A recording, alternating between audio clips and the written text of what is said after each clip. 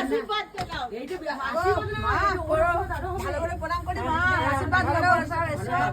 সব না আমি তো কি করেছো না কিন্তু গাড়িটা এই আশীর্বাদ করুন যেন ভালোভাবে চান করে যাও না তুমি এটা বলো যে আমি তো ফিরে ঠিকই চলে আসবো, কিন্তু তুমি বলো যে কিয়া গাড়িতেই যেন আবার ফিরে আসতে পারিস, ওইটা আশীর্বাদ করো যে ওই গাড়িতে যেন ফ্লাইটে কোল্ড প্লেসে না আসতে হয়। না কিছু করতে হবে না। এই টিসা আজ বাজে কথা বলিস না। হ্যাঁ দিতে হবে না তো পয়সা। ইমা আমি প্রণামটা কিসের জন্য করছি তোমাকে? ওরে বাবা রে আমাকে কত প্রণাম করছে গো।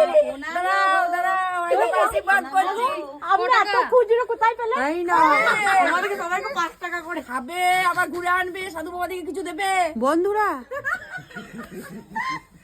আমি প্রয়াগরাজ যাচ্ছি মহাকুম্ভে চান করতে। ওই তো এইটাই মায়ের আশীর্বাদ। মা আমাকে 5 টাকা দিয়েছে, আমি 5 টাকা নিয়ে কি করব? এত টাকা নিয়ে আমি কি করব?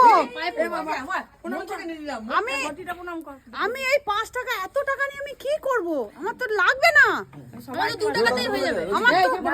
আমার তো 1 টাকা দিয়ে হয়ে যাবে। এই ফালতু ফালতু 5 টাকা দিয়েছে, মানে বাকি ফেরত দেবো নাকি? এসে এসে আমি 10 টাকা দিতে না না, এসে ফেরত দেবো নাকি?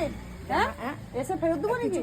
দেখতে পারো তো ফেরত দেবে, না সাধু বাবাকে দিয়ে দেবে, আমাকে ফেরত দিবে। ও বাড়লে বাড়লে আবার সাধু বাবাকে দিয়ে দেবো। ঠিক আছে ধরে রাখি। তাহলে 5 টাকা সব পাপড় ভাজা খাবে না, ওটা থাকুক, ওটা দিয়ে দেবে। চলো না যাও সব, চলো 10 টাকা।